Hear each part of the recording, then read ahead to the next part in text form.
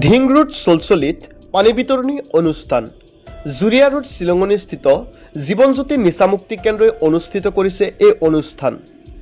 ৰাঙলু ইষ্টেমালৈ যোৱা সমূহ ধৰ্মপ্ৰাণ ৰাইজলৈ আগবঢ়াইছে এই বিনামূলীয়া পানী যোগান।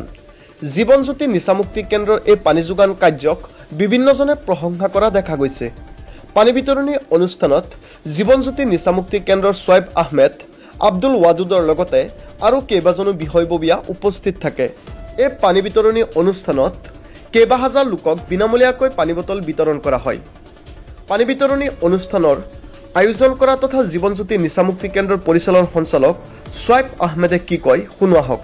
মানে আজি আমাৰ মধ্য অসমত ৰাংগলস্থিত তিনিদিনীয়া কাৰ্যসূচীৰে সমগ্ৰ বিশ্ববাসীৰ কাৰণে দোৱা অনুষ্ঠান ইষ্টেমালৈ যোৱা সমূহ ভক্তপ্ৰাণ ইছলাম ধৰ্মাৱলম্বী ৰাইজসকলে যিটো আজি এই বিশ্ববাসীৰ কাৰণে দোৱা আয়োজন কৰিছে, তাৰে শেষত বহুতে বহু ধৰণৰ কষ্ট কৰি এই ইষ্টেমালৈ যোৱাৰ কাৰণে গৈছিলে আৰু সেই দোৱাৰ আমিও যাতে ইয়াৰ অংশীদাৰিত্ব লাভ কৰিব পাৰো, তাৰে আল্লাহৰ ওচৰত বা ভগৱানৰ প্ৰভুৰ ওচৰত যাতে আমিও ইয়াৰ এটা অংশীদাৰ হোৱাৰ কাৰণে এটা প্ৰয়াস কৰিছো। আমাৰ জীৱনজ্যোতি নিচামুক্তি কেন্দ্ৰ ৪৪ স্থিত তাৰে আমি পানী বিতৰণী কাৰ্যসূচী এটা আমি হাতত লৈছো। কিমান মানুহক পানী বিতৰণ কৰিছে?